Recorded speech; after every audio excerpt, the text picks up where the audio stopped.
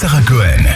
Bonjour à toutes et à tous et bienvenue sur Radio J. Ravi de vous présenter cette nouvelle émission aujourd'hui jusqu'à 16h30 avec mon invité Noémie Zilberg pour son livre Vivre après Marc aux éditions Hermann. Comment surmonter la maladie lorsqu'elle traverse notre amour? Comment faire ce pas de côté pour continuer d'exister pour les autres lorsque nous sommes démunis? Et comment continuer sa vie? Nous tentons aujourd'hui de répondre à ces questions en découvrant l'histoire de notre invité en direct, live sur nos plateformes streaming, radioj.fr et sur Radio J. 15h, 16h30, Cyrielle Sarah Cohen. Radio J. Bonjour Noémie Zilberg. Bonjour Cyrielle. On dit Zilberg, hein? On dit Zilberg. On dit Zilberg. Merci d'être mon invité aujourd'hui pour découvrir bien sûr votre actualité autour de ce livre Vivre avec Marc. Et d'abord merci pour celui-ci parce que c'est un livre thérapie, certes pour vous, je le sais, mais c'est aussi rare de lire un livre qui nous donne, je crois, encore plus envie d'aimer les gens que l'on aime déjà. Je suis très heureuse d'entendre ça et c'est vrai que j'ai écrit ce livre au départ parce que j'avais besoin de me libérer de tout ce que j'avais et c'était effectivement thérapeutique dans un premier temps, mais je me suis rendu compte que beaucoup de gens pouvaient s'identifier et qu'il y avait un côté universel que je soupçonnais pas du tout au départ, et c'est vrai que si j'ai pu apporter ça et tirer cet aspect positif, j'aurais gagné quelque chose. Il y a eu des témoignages, Noémie Zilberg. Est-ce qu'il y a des gens qui ont lu votre livre et qui vous ont écrit, j'imagine beaucoup, en vous disant « je suis aussi passée par là » ou « je suis en train de passer par là ». Oui, c'est à ça que je faisais référence. Je reçois énormément de messages. Je m'attendais pas du tout à ça. Beaucoup de gens qui me disent j'ai vécu la même chose, je me suis retrouvée dans ce que vous avez dit. Et j'ai le sentiment que ça vient du fait, probablement, que j'ai un langage qui est un peu cru, en tout cas qui est très direct. Je dis ce que je pense et j'ai pas peur de parler de la mort. Et c'est vrai que l'être humain a tendance à être un peu gêné, mal à l'aise vis-à-vis de la mort. Et je crois que dire les choses sans filtre, sans pincette, parfois ça libère, ça fait du bien. Et c'est peut-être en cela que d'autres personnes ont pu aussi s'y retrouver. Noémie Zilberg, j'ai bien sûr lu votre livre longuement. J'ai pris le temps hier, j'ai passé toute la journée avec vous. Je vous ai dit ça par SMS aujourd'hui. Vous parlez justement de votre manière de parler de la mort, de façon, dirons-nous, plutôt décomplexée, de façon à démocratiser le propos. Et puis, j'ai été tenue en haleine par une phrase que vous avez dit dans la presse et que vous avez dit dans votre livre, c'est que finalement, la mort a toujours été une angoisse pour vous, que très tôt, je crois, votre maman vous a amené à consulter des thérapeutes, des psychologues pour éviter ces doutes, ces angoisses. Est-ce que finalement, vous n'y avez pas toujours été préparé ? Je suis pas sûre, et tant mieux, parce que j'ai eu la chance d'être très préservée pendant 38 ans, et tant qu'on peut être préservé, il n'y a pas de manière de se préparer à un drame, mais je crois en revanche qu'il y a quand même une façon de se préparer à la mort, et moi j'ai le sentiment d'avoir été préparée, de m'être préparée au décès de Marc et d'avoir commencé, c'est ce que je dis dans ce livre, mon deuil de son vivant. Mais je crois pas que mon enfance et le fait que, comme tout le monde, j'ai peur, enfin tout le monde a peur de la mort, c'est aussi naturel que ça ne l'est pas, mais bon, enfin, en tout cas, la peur n'évite pas le danger. Ça, c'est certain. Alors, au-delà d'être une ode à la vie d'après, comme le titre le dit, comme on pourrait se l'imaginer aussi, ce livre, c'est d'abord une superbe histoire d'amour. Et j'ai envie que l'on consacre un temps à ça, pour refaire vivre Marc aussi. C'est une manière de le faire. Nous allons alors progresser pour tout découvrir, mais d'abord, le début, toujours le début. Noémie Zilberg, vous êtes née le 6 septembre 1980 à Paris, de deux parents juifs ashkénazes. Votre père s'appelle Francis Lenchner, qui a permis, je crois, grandement à créer cette belle radio qu'est Radio J. Votre maman est Sylvie Wassung. Vous avez grandi avec votre sœur aînée, il me semble, Keren, et votre petit frère, Daniel. Quel genre d'enfance vous avez eu ? J'ai eu une enfance très heureuse. C'était vraiment une maison dans laquelle les gens aimaient venir. On avait toujours de grandes tables de Shabbat. On invitait toujours beaucoup d'amis. Et c'est vrai que c'était très gai. Et je parle de ces tables de Shabbat. C'était un moment très important pour nous. On a été tous les trois dans une école, envoyés dans une école juive. Et ces Shabbats marquaient vraiment la fin de la semaine, le début. C'était un moment qui était vraiment très joyeux, très simple, très, très généreux.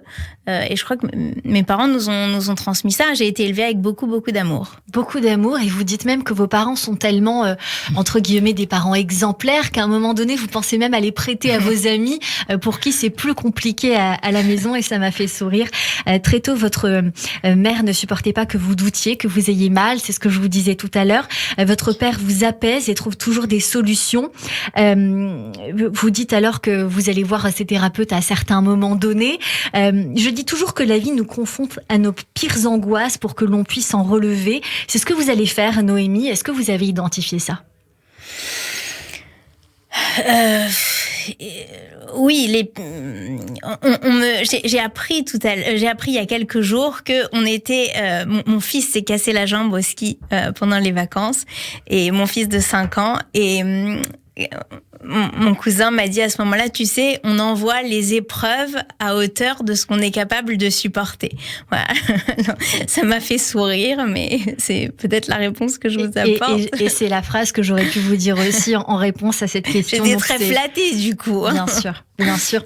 Vous allez alors passer toute votre scolarité à l'école Maïmonide, de la première année de maternelle à la fin du collège. Vous allez passer votre bac ES au lycée Carnot, dans le 17e arrondissement de Paris, avant d'entamer des études de droit à Assas.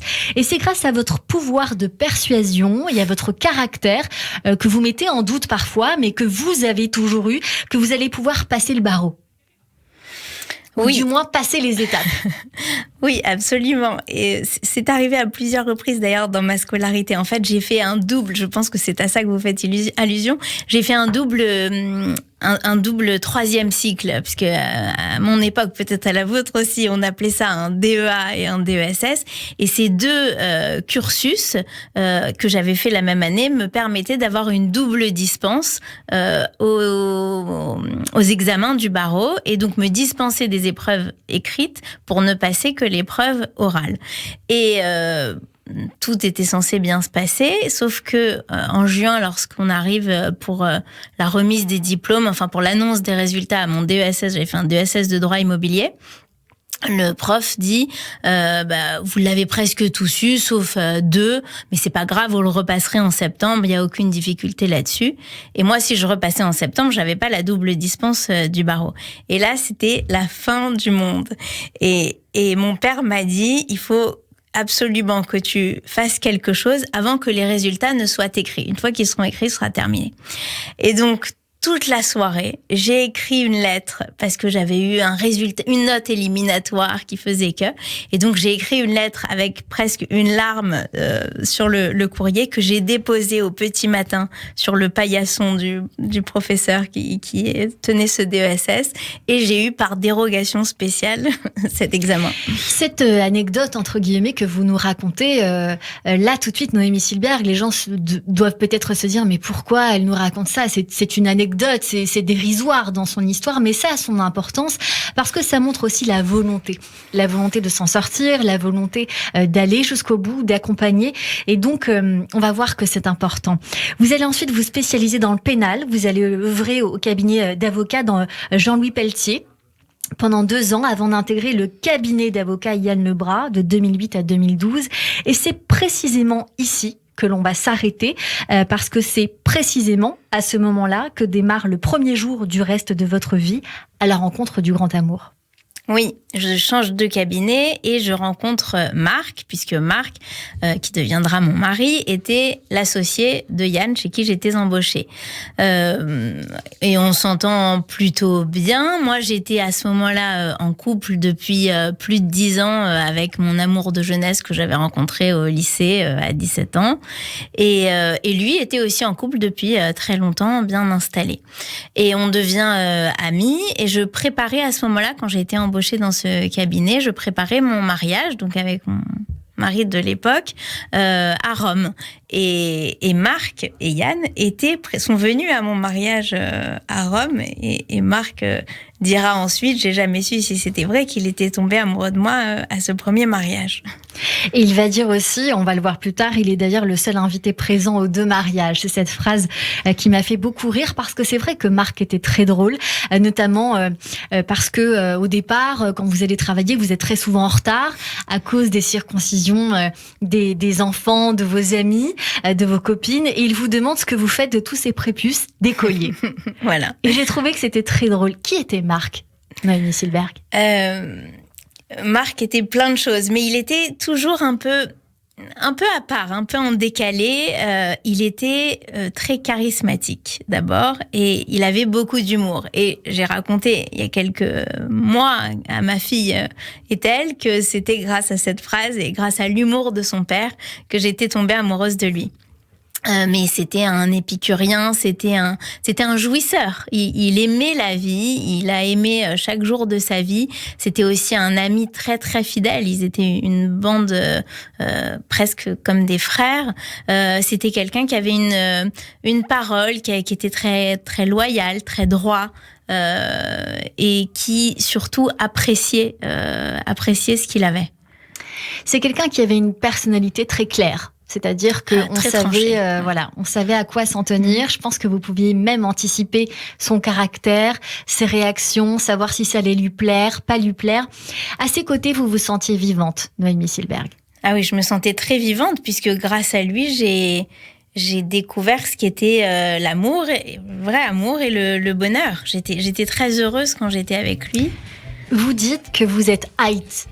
Hein, c'est ça que vous dites. Vous allez vous voir alors en secret, vous apprivoiser, prendre le temps de tomber amoureux. Et alors il est coquin parce qu'il met les petits plats dans les grands. Vous êtes fiancés. J'étais mariée. Ouais, vous êtes mariée à ce moment-là. Il vous emmène à la piscine à Barbizon.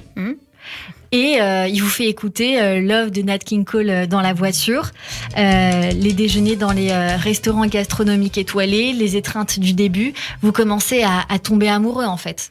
Ah oui, on tombe amoureux l'un de l'autre progressivement. Moi, je me rends compte qu'il est amoureux de moi. Au début, ça me perturbe un peu.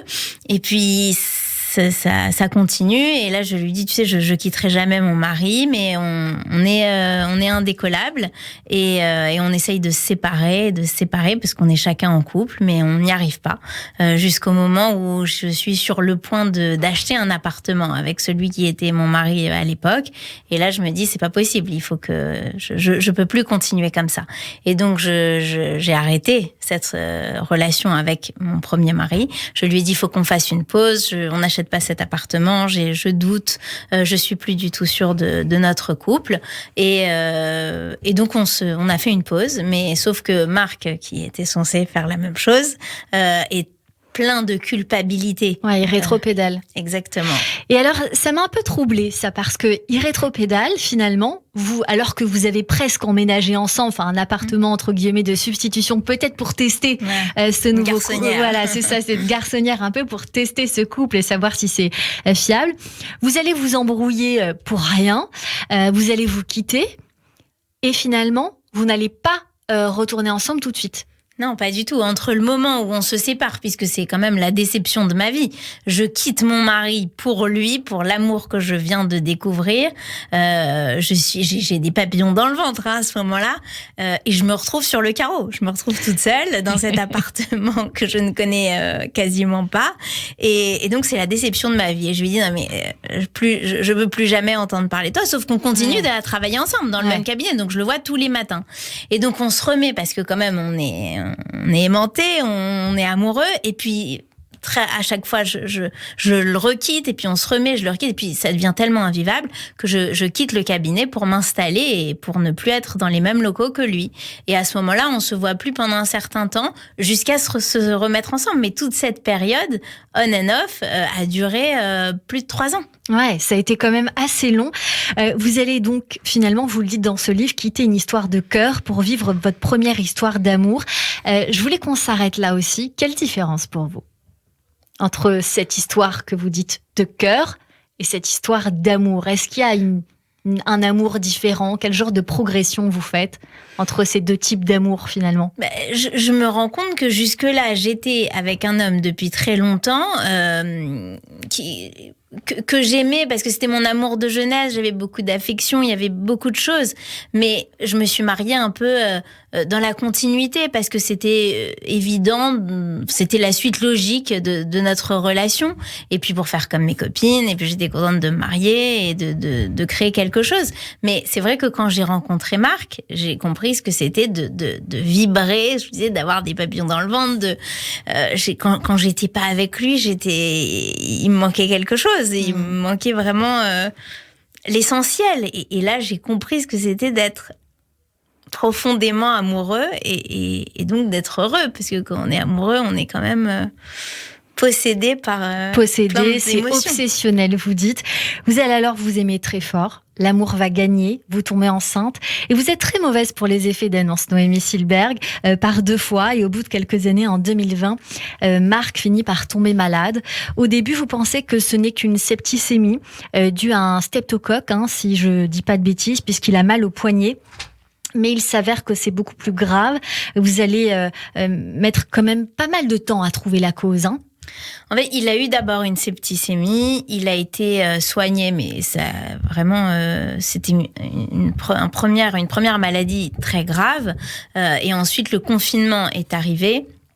On savait qu'il mettrait longtemps à se remettre de cette septicémie et qu'il serait très fatigué. Donc, on mettait un peu tout sur le dos de ça. Sauf que à la fin du premier confinement, il commence à avoir des difficultés pour manger. Les examens sont pas bons, ne s'améliorent pas au fur et à mesure des jours, des semaines. Et là, on décide qu'il doit passer un scanner. Et c'est au scanner qu'on se rend compte qu'il a un cancer. Il a mal, vous allez faire beaucoup d'allers-retours à l'hôpital. Il faut gérer les enfants en parallèle, qui ont 2 et 5 ans approximativement à l'époque, Ethel et Adam. Il vous faut les briefer alors que vous êtes vous-même en train de vous conditionner à ce qui se passe. Oui, j'ai eu une faculté de dédoublement.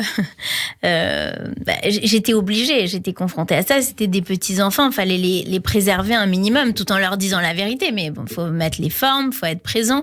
Et puis, surtout, on peut dire des choses qui sont difficiles, qui sont graves à des enfants. Mais il faut qu'ils aient confiance en vous parce qu'il faut qu'ils sentent qu'ils peuvent se reposer sur leur maman, qu'elle est là, que le papa est pas très bien. Donc, il faut être fort et il faut voir que vous tenez bon.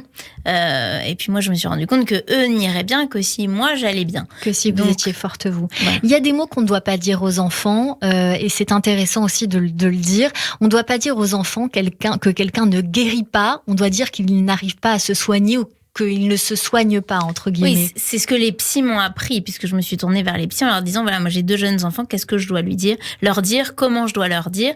Et donc on m'a expliqué qu'il fallait faire attention au vocabulaire, parce que si on disait guérir, il y avait un espoir, comme une promesse, alors que soigner, c'est une obligation de moyens, si vous voulez. Donc c'est des choses qui peuvent paraître anodines, mais qui, à mon sens, sont importantes pour les enfants. Des mots adaptés, j'ai pas jamais parlé de cancer, parce que ça faisait pas avancer le schmilblick de savoir quel était le nom de cette maladie, mais enfin de leur dire que c'était une pathologie qui était sérieuse, pour ne pas dire grave, et puis j'ai fait tout ça de manière très progressive. Je fais une annonce en plusieurs temps. En plusieurs temps, et vous parlez beaucoup de cette annonce en 2 temps, un peu comme pour faire un peu effet tampon, justement, et pour pouvoir mieux digérer la deuxième nouvelle, et ce mot aussi est important pour vous. Très vite alors... Le professeur T, dont je crois connaître le nom, vous dit que c'est un cancer, un crabe, vous appelez ça comme ça, du cardia situé entre l'œsophage et l'estomac. Vous voulez avoir plus de réponses, alors que votre mari, lui, n'en veut pas. Il refuse de tout savoir. Il a la peur du verdict. Et ça me fait sourire encore une fois, et j'ai envie qu'on en sourie ensemble, Noémie Silberg. C'est assez troublant pour un avocat. qui n'aiment pas le verdict. Oui, mais je fais souvent cette comparaison entre le métier de pénaliste que Marc et moi faisions et le cardiologue, le cancérologue, parce que il faut avoir un certain recul pour ne pas être trop empathique, pour ne pas. Vous imaginez si l'oncologue à chaque fois se prend une affection particulière pour ses patients, il s'en sort pas. Donc il faut avoir une certaine froideur, un certain détachement qui peut être difficile parfois pour le patient. Mais pour revenir à votre question, Marc, comme quand on interroge un témoin aux assises, on ne pose des questions que dont on maîtrise les réponses. Et Marc, quand il va voir l'oncologue, c'est exactement la même démarche. Alors que moi, je suis contrôle fric, il le sait très bien, et donc il me dit, je te préviens, pendant cette consultation, tu te tais, c'est moi qui pose les questions. Il n'a rien voulu dire alors sur sa maladie, parce que ça, il le sait, en tout cas, on lui dit bien que c'est un cancer. Il vous a exhorté à en faire de même. Forcément, en tant que femme, ça doit nourrir une frustration certaine, surtout quand on est une femme comme vous, j'imagine, qui adore dire les choses, qui a ses amis, qui a besoin d'être entourée, soulagée. Donc c'est la famille qui prend le relais. Oui, je n'avais le droit de le dire qu'à ma famille, qu'à mes parents et à mes frères et sœurs. J'ai été autorisée à le dire à une seule amie, psychologue, mais pas plus. Et c'est vrai que c'est difficile parce que encore une fois, je devais me dédoubler et je devais faire comme si tout allait bien. Alors heureusement, il y avait le Covid qui faisait qu'on voyait peu de monde, et puis il y avait cette septicémie qui avait mon dos. Vous dites à un moment donné justement qu'il vous demande de ne pas, il vous autorise à parler qu'à une seule amie. Cette amie est psy, vous demande de payer comme une sorte de consultation justement pour qu'elle soit soumise au secret professionnel, ce que vous ne ferez pas d'ailleurs. Et puis en parallèle, évidemment, vous allez respecter ce secret, mais vous allez en garder un aussi, parce que vous allez vous creuser dans son dos, vous allez dire au professeur T que vous avez envie de savoir. Là, on vous dit que concrètement, il y a peu de chance. Et vous dites aussi... On me dit pas qu'il y a peu de chance, on me dit qu'il ne peut pas guérir, qu'il est condamné. Qu'il est condamné. Il y a une pseudo-durée, mais bon, c'est jamais forcément. Donc, quelque part, est-ce que vous gardez aussi ça pour vous, pour maintenir l'espoir qui fait vivre pour lui ? J'avais pas d'espoir. Ce jour où je me retrouve seule dans le bureau du cancéro et qui me dit que on peut pas le guérir, je sais que ça va aller très très vite. Je comprends que c'est fulgurant, je comprends que c'est d'une violence inouïe, je vois l'état dans lequel est Marc, je sais qu'elle agit là. Donc je sais, je ne me fais aucune illusion, et là mon deuil commence, et c'est là que je me suis préparée à sa mort. Quelle force alors on invoque pour réussir à encourager son autre à partir dans la sérénité, Noémie Silberg, alors que nous sommes dans la détresse ? Ouais, je suis passée par plein d'étapes et ma première réaction a été de m'effondrer. Je me suis effondrée pendant plusieurs semaines et j'avais honte de m'effondrer parce que Marc était hyper digne. Ouais. Donc je m'excusais auprès de lui et je lui disais j'ai besoin de digérer et tu verras ensuite je vais me relever. Et c'est ce qui s'est passé. Après, je me suis relevée. Mais dans un premier temps, j'étais KO. Je prenais ma voiture, j'étais toute seule au volant et je hurlais en pleurant. Je hurlais. Et c'était insupportable. Cette situation était insupportable et je ne l'acceptais pas. Jusqu'au moment où j'ai fini par suivre l'exemple de Marc, qui était vraiment un exemple pour le coup.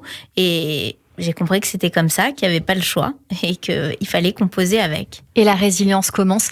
Vous restez avec nous, on continue cette émission avec vous, Noémie Silberg, pour votre livre « Vivre après Marc » aux éditions Arman. Dans un instant, on poursuit également cette émission avec nos chroniqueurs qui nous rejoignent pour découvrir les goûts culturels, vos goûts culturels qui en disent long sur vous. Mais tout de suite, c'est le rappel des titres sur Radio J.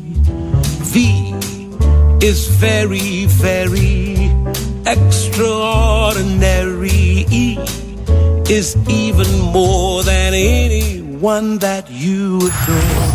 15h, 16h30. Cyrielle Sarah Cohen. Radio J.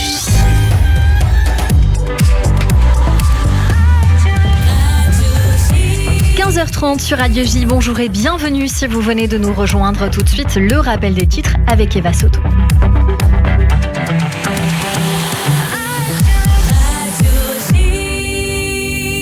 Rebonjour Eva. Bonjour Cyrielle, bonjour à toutes et à tous. L'Iran regagne du terrain par rapport aux fameux accords d'Abraham. Après l'Arabie Saoudite qui ne les avait pas signés, le régime islamique s'attaque à l'un des signataires de ces fameux accords. Le régime islamique espère rétablir ses liens avec Bahreïn. Bahreïn a rompu ses relations diplomatiques avec Téhéran en 2016 pour soutenir l'Arabie Saoudite. Vendredi déjà, Téhéran et Riyad ont convenu de rouvrir leurs ambassades respectives dans leurs deux pays. C'est dans ce contexte que l'aviation israélienne et l'US Air Force ont débuté un exercice militaire commun. Son nom de code Red Flag. Il se tient dans le Nevada aux États-Unis et va durer 2 semaines. Le but est de renforcer la coopération par rapport à la sécurité au Moyen-Orient. Au chapitre sécuritaire, toujours peut-être un nouvel attentat ce matin dans le nord d'Israël. Un homme grièvement blessé dans l'explosion d'une voiture à Megiddo. Le Shin Bet enquête hier. C'est un arabe palestinien qui a été arrêté dans le centre-ville de Netanya, tout près de la place Ha'atzmaout. Le suspect était armé d'un couteau et était rentré en Israël sans permis. Une visite compliquée pour Bezalel Smotrich aux États-Unis. Il reste sur place 3 jours. Un voyage ponctué par des manifestations de Juifs et d'Israéliens à New York et même hier à Washington devant l'hôtel du ministre israélien des Finances. Des protestations contre sa venue et la réforme du système judiciaire en Israël. Bezalel Smotrich sera ensuite en France et reçu par le KKL pour un hommage à Jacques Kupfer. Le suprémaciste Kémy Séba ne sera finalement pas invité sur la chaîne parlementaire. L'émission a été déprogrammée. Le président du CRIF précise que c'est en dialoguant avec la direction de la chaîne parlementaire que l'interview va pu être annulée. Kémy Séba est un proche de Dieudonné. Il a aussi été condamné pour antisémitisme. Voilà. Merci beaucoup Eva Soto. On se retrouve bien sûr dans 30 minutes pour le journal complet. Tout de suite une très courte pause et c'est la suite de notre émission avec mon invité Noémie Silberg et mes chroniqueurs qui nous rejoignent sur Radio J. Radio J.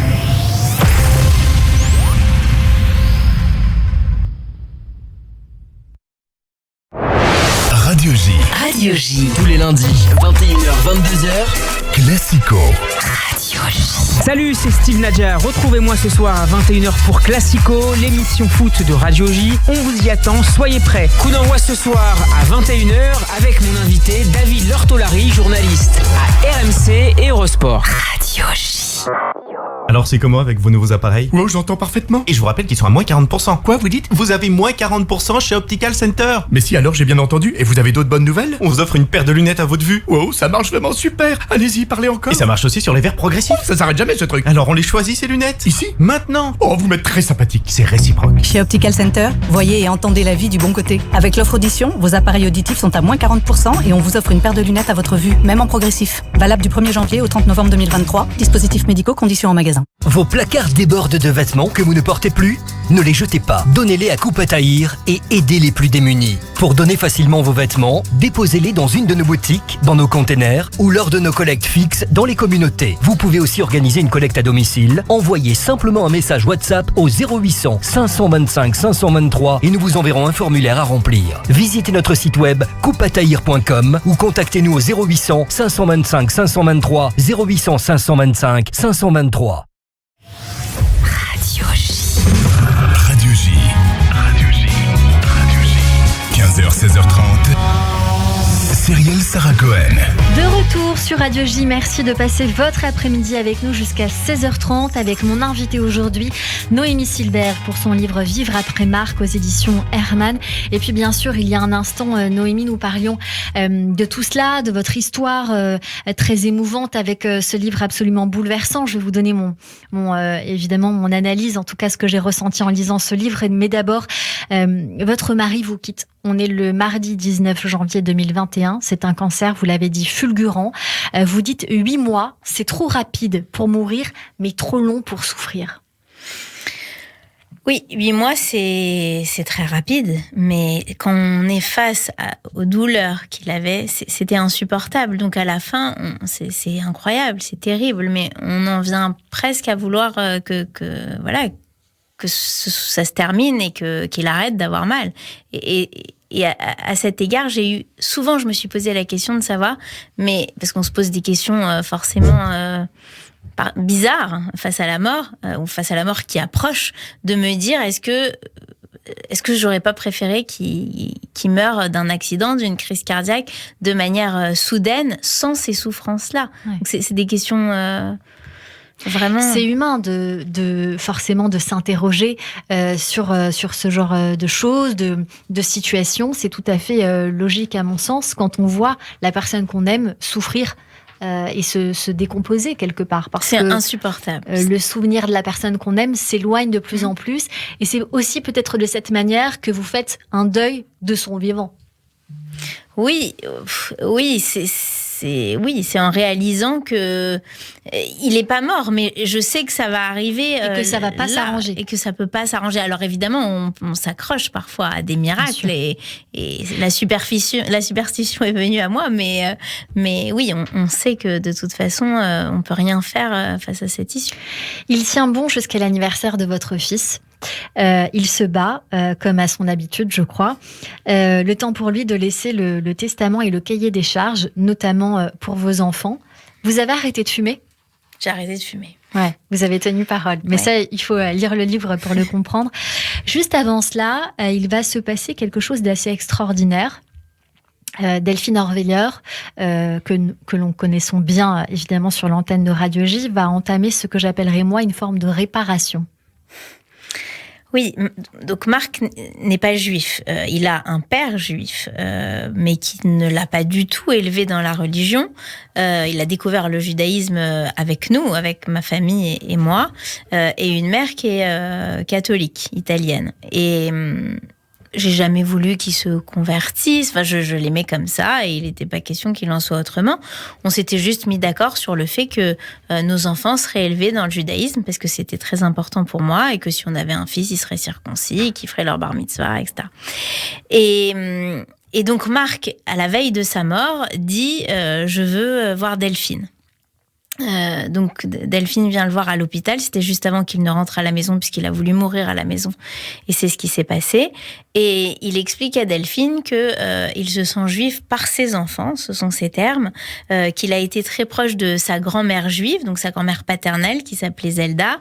Il lui raconte aussi que cette grand-mère est voisine de tombe de mon grand-père maternel à Bagneux et il lui dit moi j'ai pas été élevée avec une identité religieuse et c'est quelque chose probablement qui m'a manqué et voilà j'ai besoin d'être enterrée avec toi. Et à ce moment-là il lui dit, on a parlé de l'humour de Marc tout à l'heure.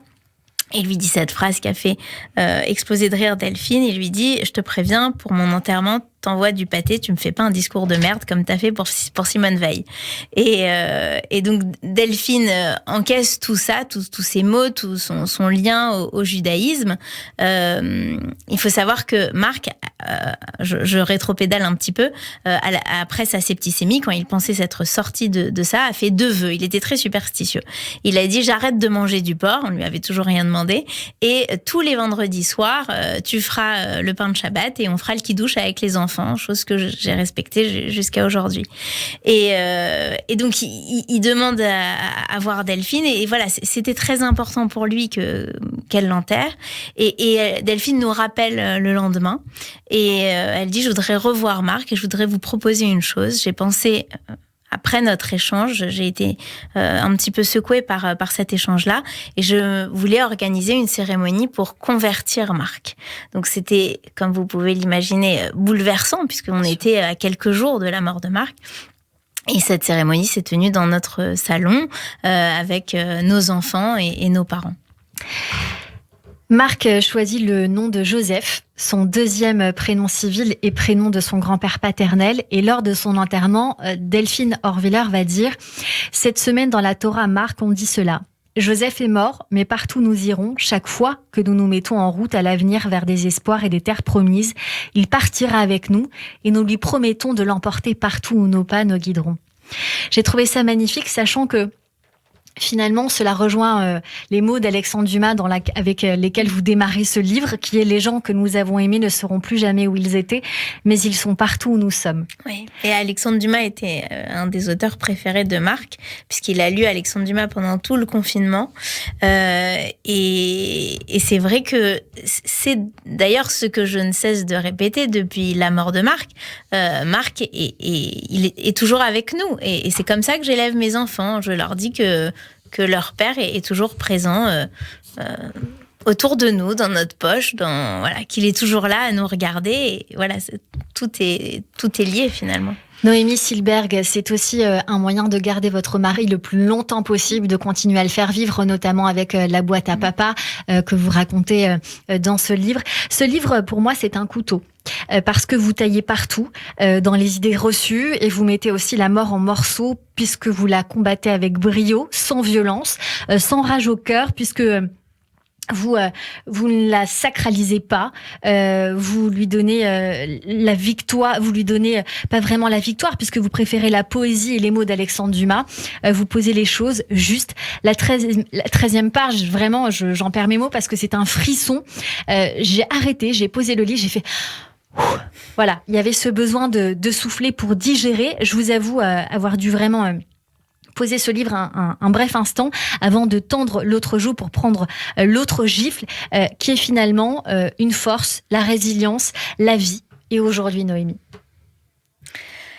Oui, c'est ce que je vous disais, c'est cet amour aussi qui m'a donné toute cette force, parce que tout le monde n'a pas la chance de recevoir autant d'amour que j'en ai reçu, et souvent on m'a dit mais c'est tellement injuste, et Marc disait que c'était pas injuste, et je le rejoins parce que d'abord quand on a eu la chance de connaître une telle histoire d'amour, on se dit pas que c'est injuste, mais que on a connu quelque chose que peu de gens ont, encore une fois, la chance de connaître. Dans votre livre, Noémie Silberg, on apprend aussi que lorsque nous croyons que les veufs et veuves doivent entrer dans un deuil d'1 année, il n'en est rien, puisqu'il s'agit d'1 seul mois de deuil, car la volonté est de vite refaire sa vie. 2 ans plus tard, est-ce que vous avez réussi ? C'est quelque chose dont on avait... pas parlé, mais qu'on avait évoqué avec Marc très brièvement, parce que d'abord, il était très, très jaloux. Mais ça avait été entendu entre nous. Je sais que Marc voulait que je sois heureuse, que nous soyons heureux tous les trois. Et il savait que mon bonheur passerait probablement par une reconstruction avec un homme. Donc, c'est quelque chose que... c'est vrai que c'est que 1 mois de deuil quand on est une veuve, mais la première année de deuil a toute son importance, et c'était important pour moi que cette année de deuil soit consacrée à Marc. Et après, oui, j'ai envie de m'ouvrir, et j'ai dit aux enfants, bon, ça fait maintenant plus d'1 an que papa est parti.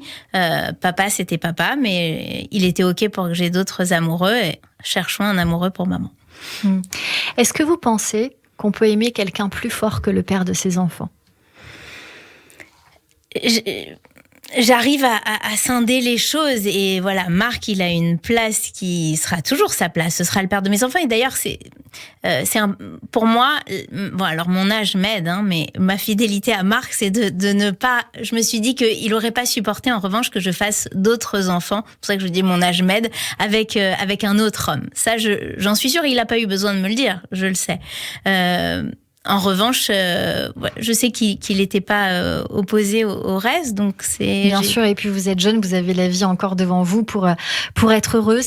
Qu'est-ce qui vous a aidé, Noémie Silberg ? Écrire très vite, très tôt, on se l'imagine, mais est-ce que vous avez écouté des conseils, ou est-ce que vous avez cherché et trouvé la lumière ? Et je vous demande ça parce que y a des personnes qui nous écoutent, qui sont peut-être dans la même situation que vous, pour qui peut-être même l'information vient d'arriver au moment où on est en train de se parler. Qu'est-ce qui vous a aidé ? Comment réagir sans trop surréagir ? Il y a beaucoup de choses qui m'ont aidée. Il y a eu d'abord cette psychologue que j'ai consultée qui m'a fait travailler sur mes ressources.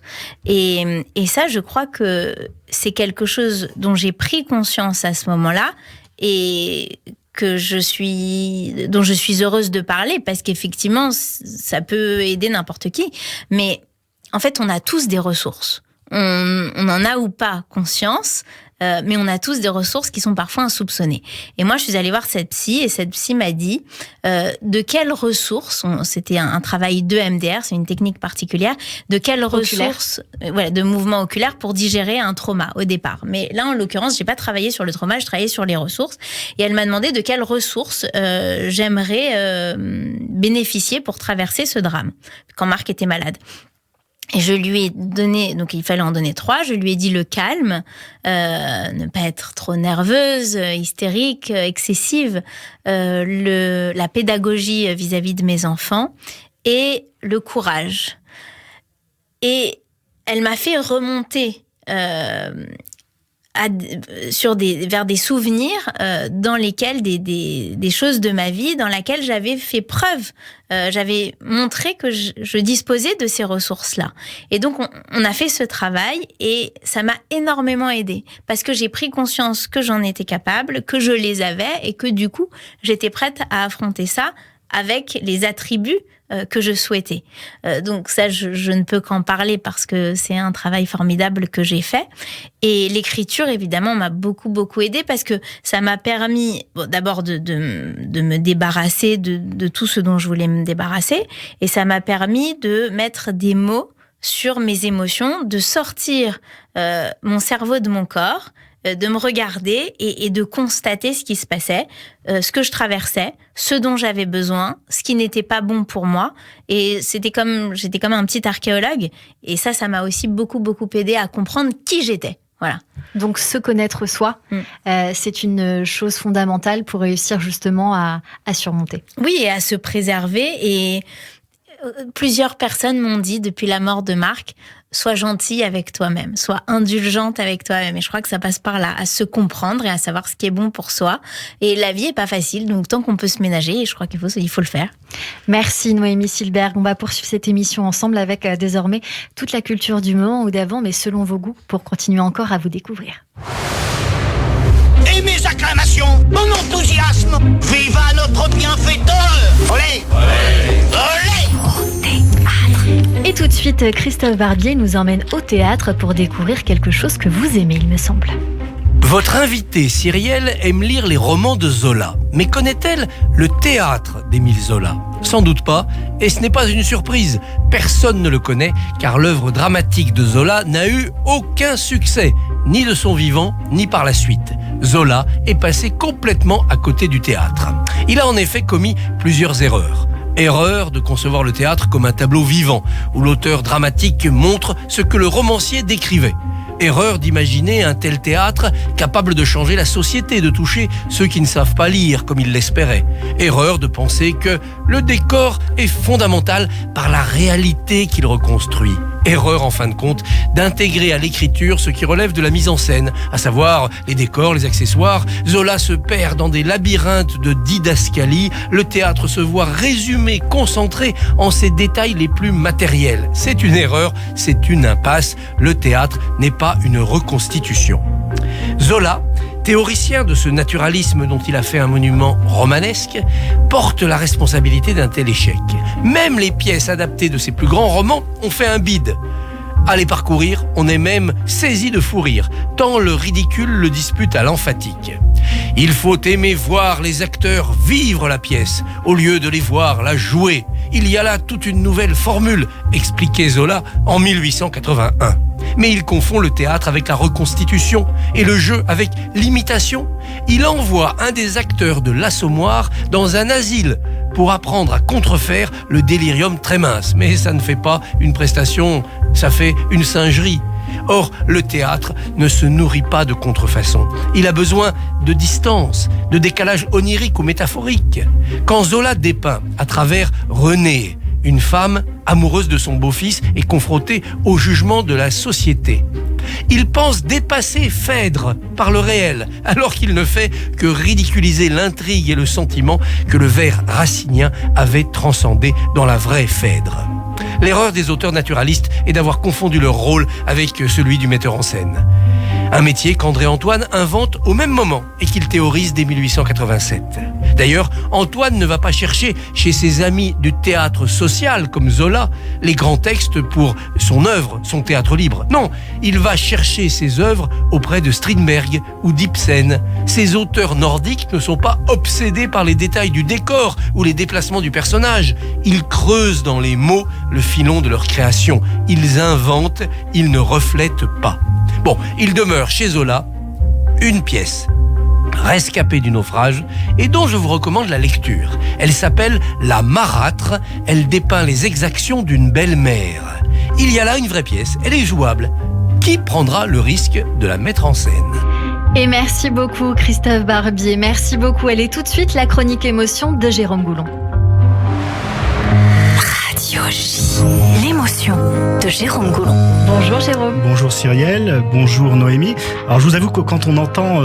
vous entend raconter votre histoire, c'est pas forcément évident de passer à autre chose, mais comme on dit, la vie continue. Et dans cette chronique, on va parler d'artistes que vous aimez, avec, on va le voir, des destins extraordinaires, parfois chahutés, qui montrent qu'on peut être au plus bas et renaître.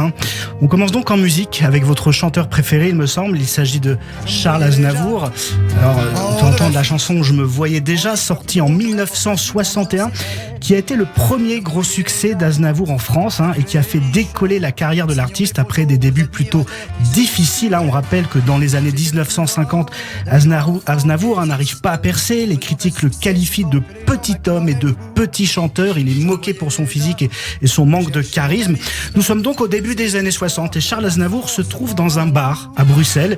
Il y voit un jeune artiste belge qui rêve de grandeur et en rentrant le soir dans sa chambre d'hôtel à Bruxelles, il écrit cette chanson, Je me voyais déjà, qui raconte l'histoire d'un artiste qui ne décolle pas. Aznavour propose alors la chanson à Yves Montand, mais Yves Montand la refuse au prétexte qu'elle parle d'un artiste dont la carrière est au point mort. Il a donc peur que ça nuise à sa réputation.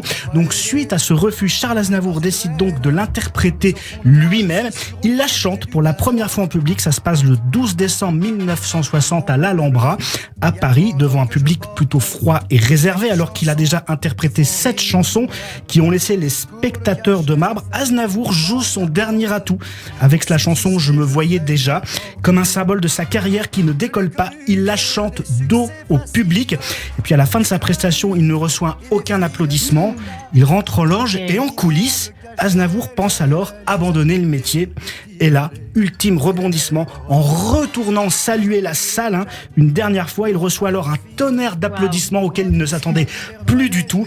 Et à 36 ans, donc c'est l'âge qu'il a ce jour-là, Aznavour connaît donc enfin le succès. Sa carrière est lancée et il deviendra la légende que tout le monde connaît. C'est magnifique. Autre histoire qui fait partie de votre playlist, Noémie, c'est Orelsan. Oui, alors Orelsan, et notamment le titre Du Propre, que vous écoutez avec vos enfants, je crois bien. Un titre présent sur le dernier album du rappeur, sorti en novembre 2021, et dans lequel Orelsan vante les mérites de la Normandie, où il a passé sa jeunesse, une Normandie où tout a débuté pour Orelsan. Lui non plus, il n'a pas connu un début de parcours facile. Nous sommes en 98. Son père, qui est directeur d'école, est muté à Caen. La famille d'Orelsan s'installe donc en Normandie. Et c'est là, à 17 ans, que le jeune Aurélien, son vrai prénom, rencontre Gringe, avec qui il fait ses débuts dans le rap et monte le duo Les Casseurs Floaters. Désolé pour l'accent. En référence aux deux méchants du film Maman, j'ai raté l'avion. À l'époque, Orelsan, qui n'a pas confiance en lui, il se définit en effet comme un bras cassé avec son compère. Le duo ne décolle pas vraiment. Orelsan enchaîne même les petits boulots pour vivre, comme celui de gardien de nuit dans un hôtel. Comme Aznavour, il pense qu'il ne réussira jamais dans la musique. Et finalement, c'est durant ces nuits où il est gardien de nuit dans un hôtel, où il n'a rien à faire, il s'ennuie, qu'il écrit ses premiers succès, comme Ramen et Saint-Valentin, en duo avec Gringe. Il se fait alors remarquer sur MySpace, l'ancêtre des réseaux sociaux. La suite, tout le monde la connaît. Orelsan cartonne. Il a un record puisqu'il devient même l'artiste à avoir atteint le plus rapidement le statut de disque de diamant dans l'histoire du rap français. Et on quitte la musique et on se plonge dans votre lecture du moment, Noémie Silberg. Oui, alors on vous a demandé quelles étaient vos lectures préférées. Vous nous avez parlé d'Émile Zola, mais votre dernier livre, c'est Nous irons mieux demain, de Tatiana de Ronet, si je prononce bien.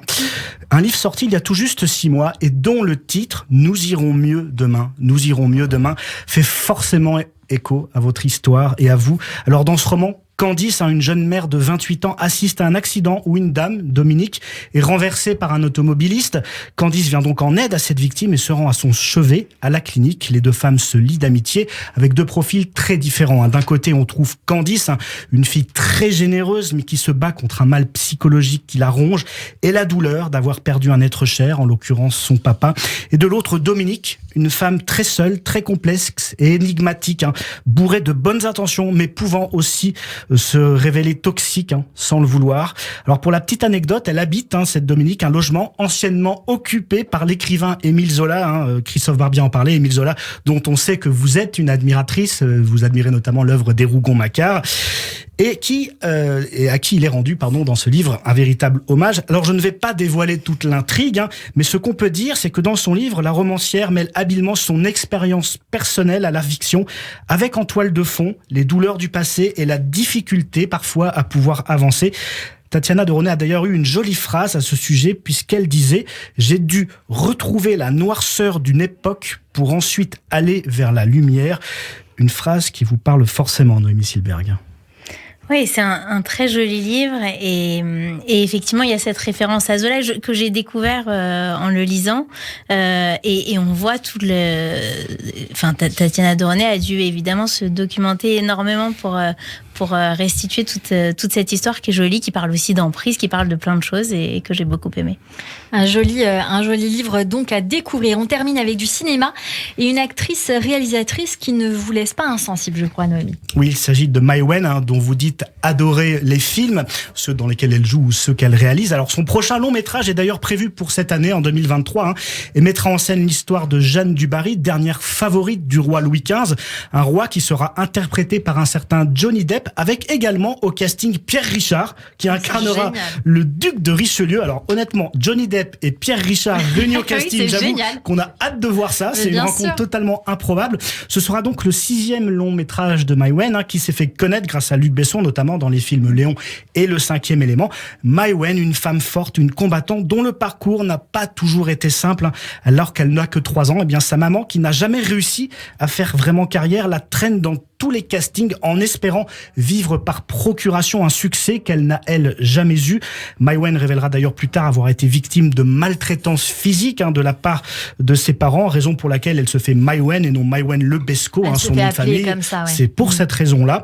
Mai Wen qui connaît plus tard d'autres désillusions familiales, en 1996 sur le tournage du 5e élément, alors qu'elle est en couple avec Luc Besson, avec qui ils ont une fille.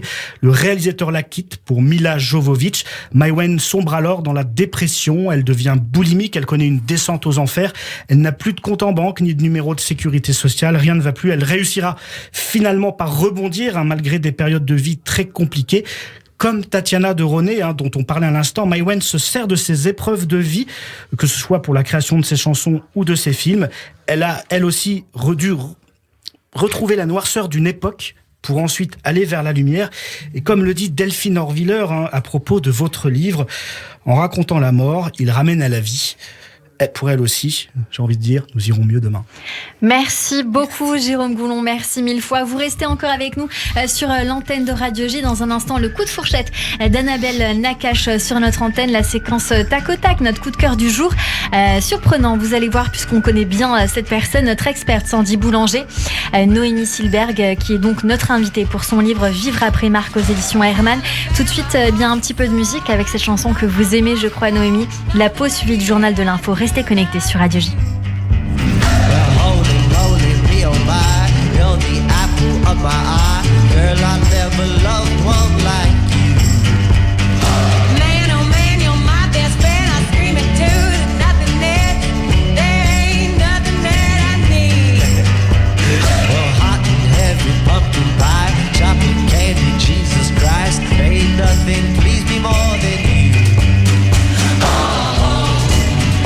Radio J, le 6-9, Ilana Ferradian. Tous les matins à 7h45 sur Radio J, Christophe Barbier. Demain, je recevrai Hervé Guémard, président de la Fondation Charles de Gaulle, pour un colloque sur De Gaulle et Israël. C'est tous les jours à 7h45 sur Radio J. La semaine du judaïsme marocain. Dimanche 19 mars à Créteil, grand concert de musique judéo-andalouse avec la participation d'artistes d'Israël et du Maroc. Charlie, Lior El Malia et Abderrahim Souiri. Billetterie, judaïsmemarocain.fr. Parking gratuit, 350 places.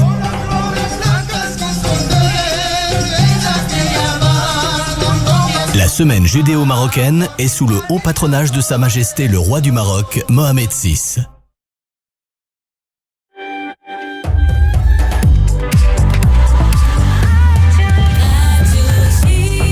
Il est 16h sur Radio J. Bonjour et bienvenue. Tout de suite, le journal de l'information avec Eva Soto.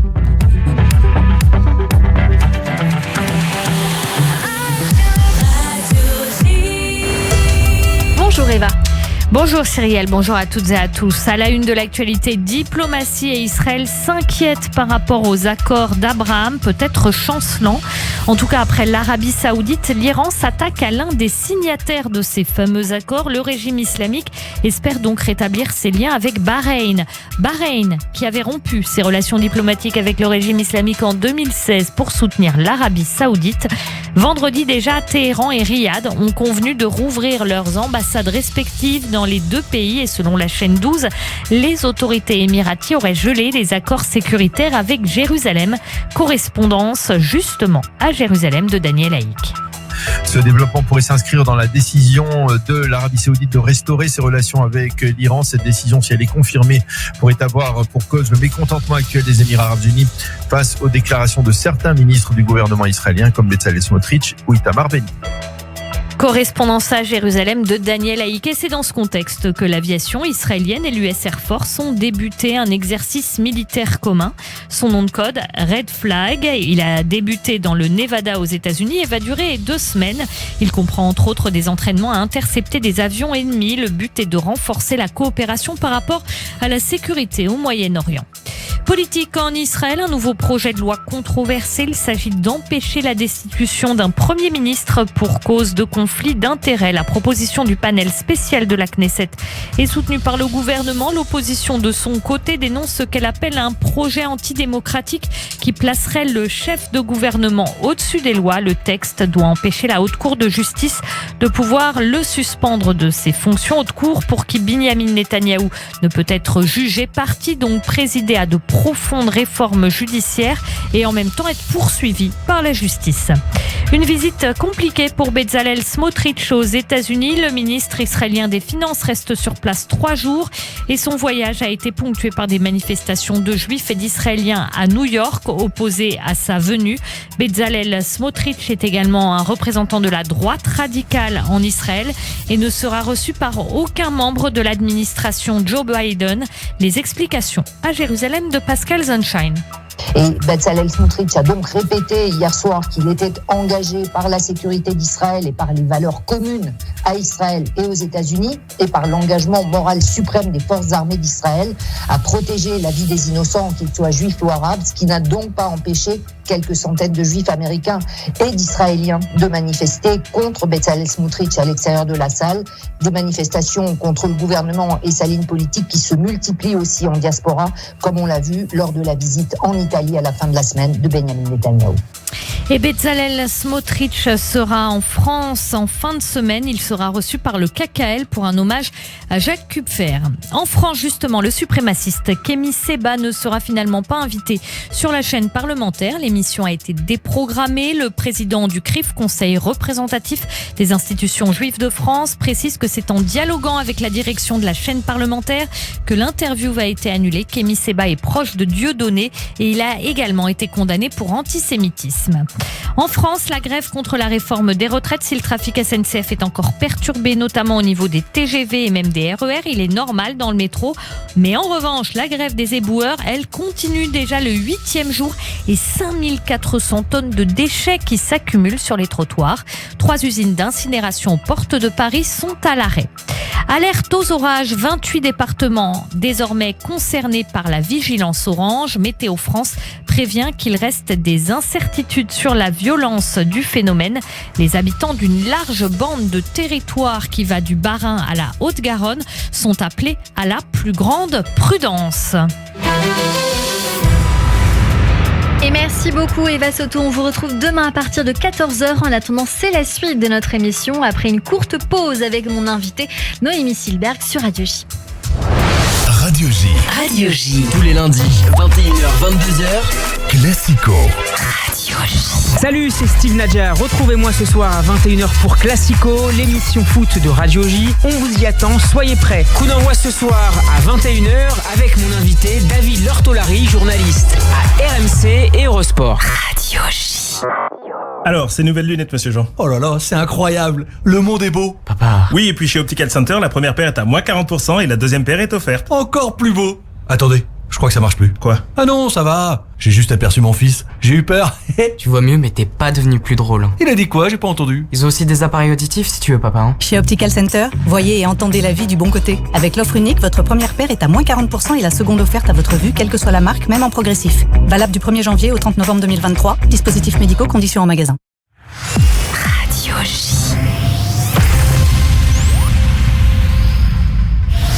Radio J. Radio J. Radio J. Radio J. 15h, 16h30. Cyrielle Sarah Cohen. De retour sur Radio J, merci de nous rejoindre si c'est le cas, si vous êtes avec nous depuis le début de cette émission. Merci beaucoup pour votre fidélité avec notre invitée aujourd'hui, Noémie Silberg, pour son livre Vivre après Marc aux éditions Hermann. Et tout de suite, c'est le coup de fourchette puisqu'on vous croque sur Radio J. C'est pas grosse, c'est fin, c'est très fin, ça se mange sans faim. Je suis dilaté. Radio J. Radio J. Le coup de fourchette.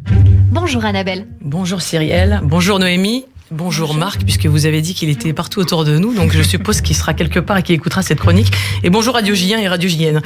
Bon, Noémie, je vous avoue, quand j'ai su que j'allais devoir écrire ma chronique pour vous, j'y ai vu un certain challenge, on va pas se mentir.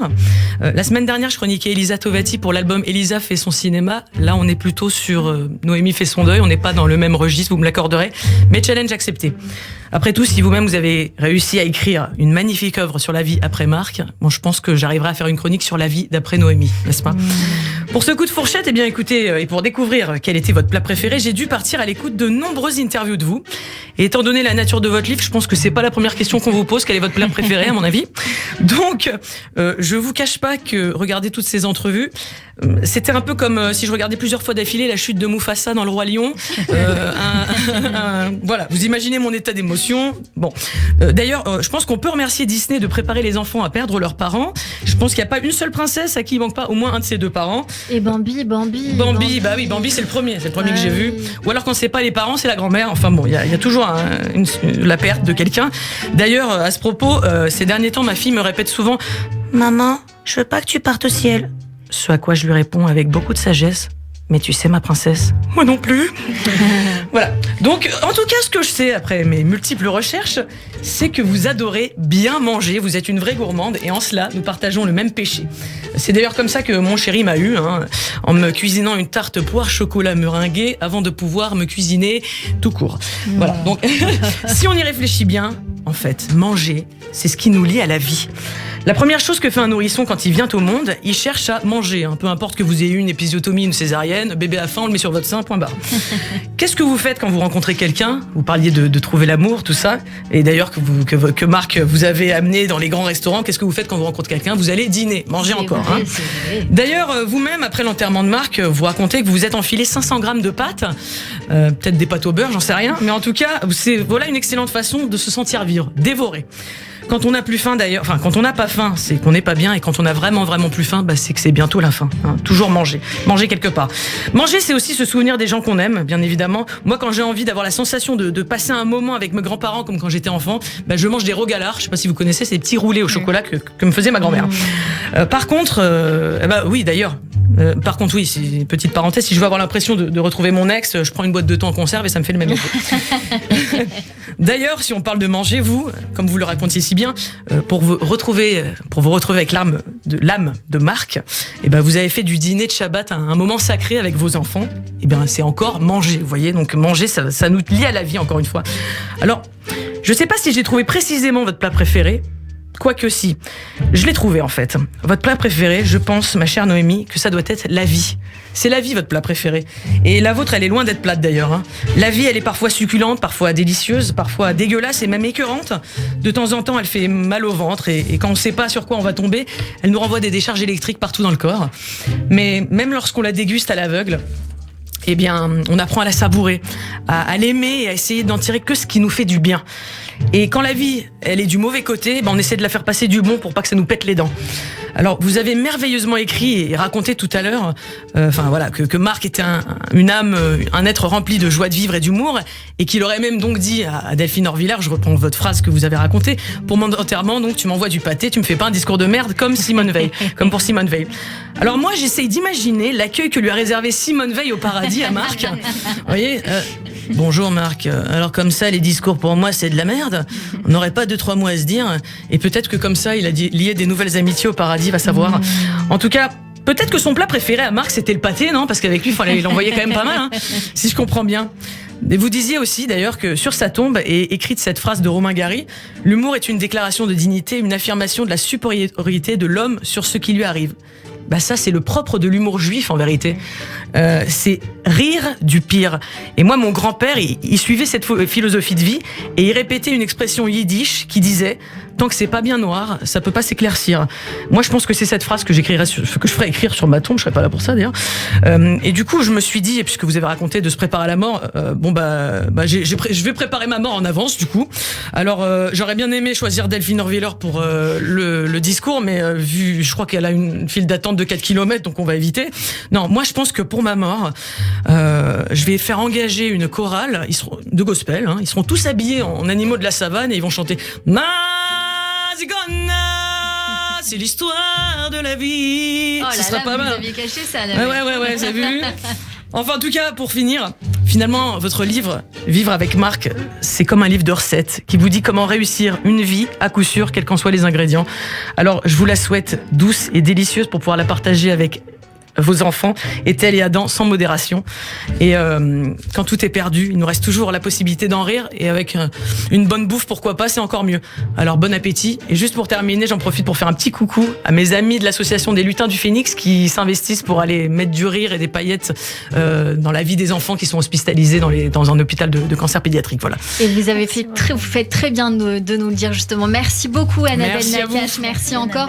On vous retrouve bien sûr sur votre compte Instagram annabelle.show, en podcast sur le site de Radio J, radioj.fr et sur toutes les plateformes d'écoute de l'émission. Merci beaucoup. Merci à vous. la semaine prochaine sur Radio J. Radio J. 15h, 16h30, Cyrielle Sarah Cohen. Et tout de suite, on passe ensemble à la séquence tac au tac. Noémie Silberg, si vous le voulez bien. Le principe est simple, 10 questions et 10 réponses courtes en 2-3 mots. On y va ? C'est parti. La recette de l'amour, Noémie Silberg, qu'est-ce que c'est ? Puisqu'on sait que autant se réconcilier quand on est fâché, puisqu'on sait que de toute façon on arrivera à ça. Le ou les sujets qui vous préoccupent le plus en ce moment ? Comme je vous disais, mon fils s'est cassé la jambe, donc c'est déjà pas mal. C'est la préoccupation. Si vous pouviez changer de peau, vous seriez qui ou quoi ? Très difficile. J'aurais plutôt dit, si je pouvais changer quelque chose, je ferais en sorte que Marc soit toujours là, mais je l'appliquerais plus dans ce sens-là. Quel est le plus beau compliment qu'on puisse vous faire ? Ça me fait rire et en même temps ça me flatte beaucoup, mais on m'a dit beaucoup depuis ce livre que j'étais solaire, et alors j'en suis très heureuse, mais je trouve ça d'autant plus drôle qu'on ne me l'ait jamais dit avant la mort de Marc. Et paradoxal au vu de cette histoire, mais c'est vrai que depuis tout à l'heure je vous regarde, vous êtes très lumineuse et puis vous avez le soleil dans les cheveux, donc forcément on est tenté de vous dire ça, et vous avez un sourire toujours sur votre visage, et ça aussi c'est important. La plus belle qualité humaine pour vous, qu'est-ce que c'est, Noémie Silberg ? La générosité. Qu'est-ce que vous avez fait de plus fou pour quelqu'un ?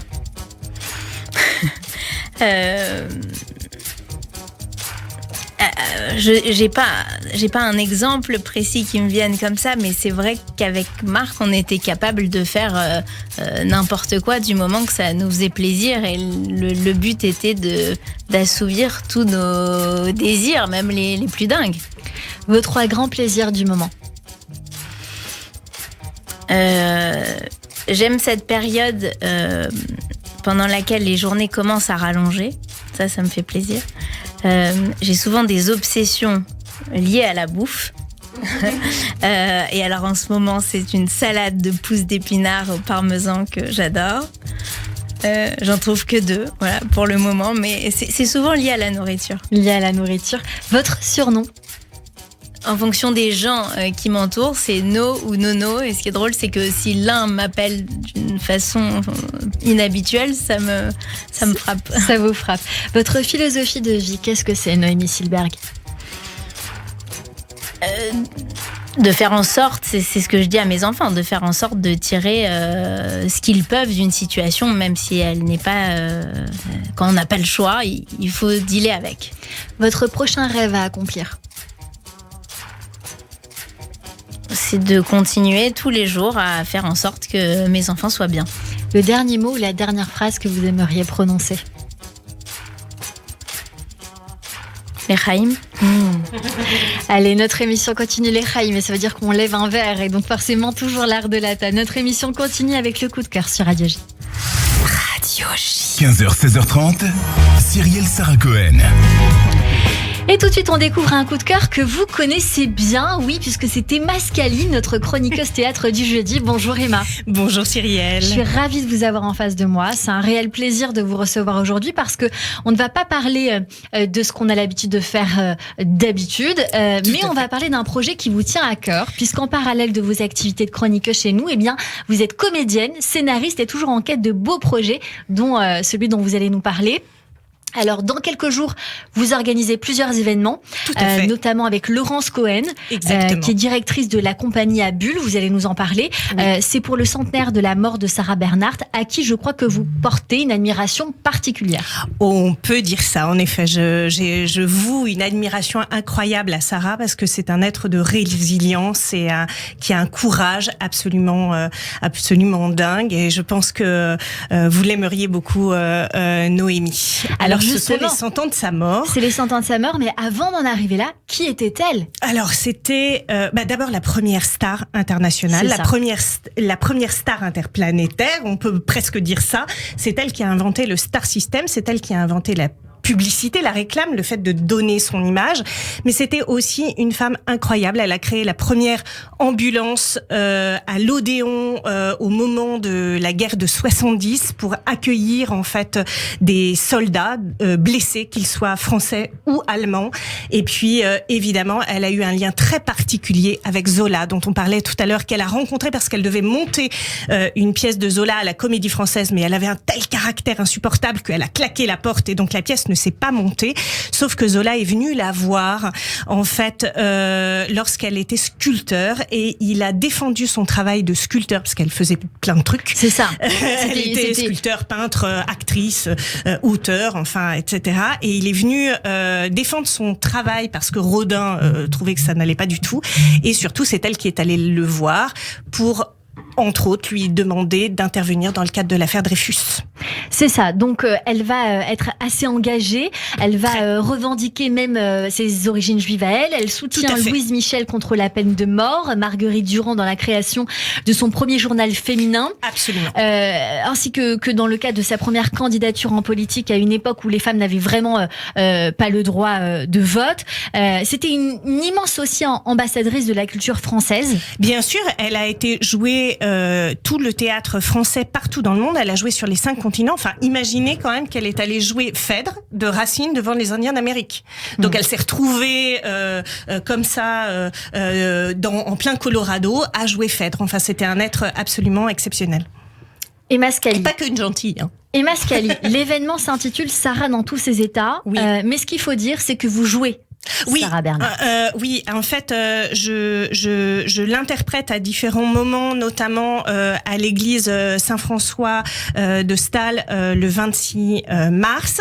Et puis, je donne aussi une conférence sur elle avec une autre de mes casquettes, puisque je suis également psychanalyste, au musée Jean-Jacques Henner le 25 mars à 10h, où je parle de Sarah derrière le miroir et en quoi c'était quand même une grande hystérique au 19e siècle. Et elle a rencontré Freud très subrepticement quand quand il était à Paris. Et alors c'est pas au contact de Sarah bien sûr qu'il a eu l'idée de l'émergence de l'inconscient, mais c'est grâce aux hystériques quand même, donc un petit peu grâce à Sarah, je pense. Il va y avoir plusieurs événements du 22 au 26 mars, Tout donc à fait. les moments où vous y serez, vous en tout cas en représentation, quelle qu'elle soit. Alors moi j'y suis le 22 mars lorsqu'on organise un grand bal sous le marrainage en fait de Zabou Bretman à la mairie du 9e à 19h. En fait, il y a un grand bal costumé qui est organisé. Génial. Et les enfants peuvent venir, mais venez parce qu'en fait, c'est un bal où Carnet de bal en fait nous apprend à danser le quadrille, etc., etc. Donc en fait, tous les gens qui sont là ne savent absolument pas danser ces danses et on va apprendre à les danser ensemble. Et là, évidemment, je dis un texte notamment sur sa rencontre avec Henri Deligne, qui était le père de son fils. Une rencontre incroyable, romanesque, romantique, etc., etc. Donc, des dates à retenir. Paris, 22 au 26 mars. Belle-Île-en-Mer, 30 avril et 8 mai. C'est le Théâtre de la Ville et son directeur Emmanuel Demar-Simota, ainsi que d'autres personnes qui soutiennent cette action. Donc, il y aura des conférences au Musée national Jean-Jacques Henner. Exactement. Des spectacles, des lectures, des balades dans Paris, un peu partout dans Paris d'ailleurs. Partout. C'est pas ciblé à des endroits précis. Je tiens quand même à dire que Sarah Bernhardt, ce centenaire, eh bien, il y a pas mal d'événements un peu partout qui pousse. J'ai reçu plein de mails justement, donc c'est l'occasion d'en parler aussi. Il y a une autre exposition intitulée Sarah Bernhardt et la femme créée à la star qui va se tenir au Petit Palais. Ce sera à Paris sur d'autres dates du 14 avril au 27 août, donc ça va durer un petit moment. Il y a Jean-Pierre Danel qui présente son ouvrage Sarah Bernhardt, La Belle Étoile, le 12 avril prochain aux éditions Auteurs du Monde. Sarah quand même, un roman de Régine de Tambel chez Actes Sud. Et vous préparez un long métrage. Exactement, oui, je suis en train d'écrire un long métrage sur Sarah. Alors c'est une fiction, mais c'est sur son lien. Mais comment vous savez ça? Je sais tout, oui, Masquelle. Ah là, je suis impressionnée. Eh bien, sur son histoire, c'est un genre de, on pourrait dire d'Amadeus, en fait, sur son histoire avec sa meilleure ennemie, Marie Colombier, et sur leur histoire incroyable et leur lien évidemment avec le théâtre. Et avec les hommes? Et avec les hommes, bien Évidemment, sûr, puisque je parle d'Henri Deligne, en fait. Mais il faut venir le 22 mars, et comme ça, vous saurez tout sur cette histoire incroyable et son histoire d'amour. C'est ce que j'allais vous dire pour tous les auditeurs qui nous entendent et qui veulent venir vous voir, parce que là, vous nous avez vendu du rêve. On fait comment? On va où? Est-ce que c'est payant? Où est-ce qu'on va chercher les infos? Alors, il y a beaucoup de choses qui sont gratuites, notamment le bal costumé dont je parlais. C'est gratuit, donc il suffit d'aller sur le site de la mairie du 9e ou sur le site Sarah dans tous ses états. Et là, on peut réserver. Pour les conférences au musée Jean-Jacques Henner, c'est sur le site du musée Jean-Jacques Henner, donc il faut y aller directement, c'est payant mais c'est 8 €, c'est vraiment pas cher. Et puis pour les autres événements, tout est centralisé sur le site Sarah dans tous ses états, qui est géré par Laurence Cohen, puisque c'est elle qui est à l'origine aussi de ces événements, et un grand bravo à elle parce qu'elle a fait un travail extraordinaire pour réunir tout ce monde. Merci beaucoup Emma Scali. Merci à vous. Merci, on se dit à jeudi. Merci beaucoup d'avoir été notre coup de cœur du jour sur Radio J. Et puis pour ceux qui nous entendent, les auditeurs, si vous aussi vous voulez nous faire découvrir votre musique, votre univers ou même votre projet, puisque vous voyez bien qu'on ne fait pas que de la musique, vous pouvez bien sûr nous écrire sur le site de Radio J ou sur notre Instagram. Tout de suite, le portrait de notre invité. Radio J. Radio J. Le portrait psychologique. Et comme toujours à la fin de cette émission, nous avons pour habitude de débriefer ces minutes passées ensemble. C'était ça, la fameuse surprise de Noémie Silbert que je ne voulais pas vous révéler, puisque forcément, ça aurait changé sans doute certaines choses. Tout de suite, c'est donc votre portrait vu par Sandy Boulanger. Et je vois votre regard, Sandy. Je sais le moment que vous avez passé. Bonjour, Sandy. Bonjour, Cyrielle. Bonjour, Noémie. Bonjour. Mais oui, forcément, on a passé une émission extraordinaire. Quand on ose parler d'amour et de la mort, je crois qu'on ne peut que vivre un moment consacré et intime. Merci beaucoup de le vivre avec nous. Bien sûr, j'ai pris beaucoup de notes. J'ai compris aussi que vous aimiez aujourd'hui dire les choses sans filtre. Ça vous libère. Peut-être avant, vous ne le saviez pas. Vous utilisez des mots crus, des mots vrais, qui sont sensibles et qui sont chamboulants, mais un peu comme la vie en fait. On s'attend jamais vraiment à ce qui peut nous advenir. Et puis vous nous avez montré que c'est ni une récompense ni une punition. C'est. Alors, vous avez dit quelque chose d'essentiel, vous dites que vous avez fait le deuil de Marc de son vivant. C'est quelque chose aussi qui est très fort, parce que on comprend que aimer, c'est perdre un jour, sans savoir comment ni quand, mais que finalement, ça nous permet quand même de dire un grand oui à tout, même si c'est une grande souffrance. Alors, je trouve que c'est une belle leçon de vie quand même. Et puis vous parlez beaucoup de l'amour reçu dans votre famille, du judaïsme qui était fédérateur de liens chez vous. Et pourtant, très tôt, vous avez osé penser et parler de la mort. Ce qui est pas très juif, quand même. Même sous couvert d'humour, on essaye quand même souvent de pas trop en parler. Alors vous êtes souriante, enracinée, mais comme un roseau, pas comme un chêne. Et bien sûr, j'avais noté solaire, parce que bien sûr que c'est vrai. Alors avant, vous le disiez pas, mais peut-être qu'avant, vous n'aviez pas non plus cette capacité à montrer toutes les facettes de votre boule, la facette. Alors, avec Marc, dont on a beaucoup parlé et dont on n'arrêtera jamais, je pense, vous vous êtes beaucoup quittés, mais vous vous aimiez toujours. Alors aujourd'hui, vous vous aimez toujours et vous ne vous quitterez jamais, parce que l'amour ne meurt pas, il se transforme. Et votre vécu est raconté autant comme quelque chose de thérapeutique, vous nous avez dit, mais c'est aussi aidant pour tous ceux qui en ont besoin, qui traversent cette période, qui l'ont traversée ou qui un jour vont la traverser. Vous nous avez dit aussi que vous aviez des avis différents, des fois, dans votre couple. Vous avez fait des compromis et que surtout, toutes ces difficultés vous permettaient de renforcer votre complicité et votre solidarité, sans jamais se soumettre. Ça aussi, c'est une belle leçon de vie. Alors, vous soulevez honnêtement des questions existentielles fondamentales. Souhaiter la mort dans tant de souffrances, avoir du doute, de la colère, parfois même de la superstition. Bref, toute une palette émotionnelle qui permet de vivre quand même avec espoir quand il n'y en a plus pour demain. Vous offrez ce qu'il y a de plus pur dans la vie. Vous ôtez les qualificatifs. L'amour, c'est aimer. La mort, c'est mourir. Mais quand on n'a plus tous ces qualificatifs, en fait, ça laisse la possibilité de continuer à cuisiner l'amour, la vie et ses expériences. Alors merci Noémie, je termine là-dessus. Vous nous avez montré que dans la vie, on a tous une piscine de chagrin inconsolable. Mais vous nous aidez à pas rester nager dedans et rester plutôt tranquille sur son transat pour bronzer. Merci. Merci beaucoup Sandy Boulanger, merci beaucoup pour ce regard, ce portrait. Je rappelle qu'on peut vous retrouver également sur vos réseaux, Sandy plus loin dit tout. On vous retrouve également tous les lundis sur l'antenne de Radio J. Merci beaucoup pour ce portrait. Merci. 15h, 16h30, Cyrielle Sarah Cohen. Radio J. J'étais obligée de mettre cette chanson que je trouve beaucoup trop belle. Et donc voilà, je voulais finir cette émission avec vous, avec cette chanson qui est importante pour vous, Noémie Silberg, pour votre livre Vivre après Marc. On vous a découvert aujourd'hui, un livre à retrouver également aux éditions Hermann. Merci pour cet échange. Un petit mot de la fin qui vous revient. Ah, c'est une question, pardon.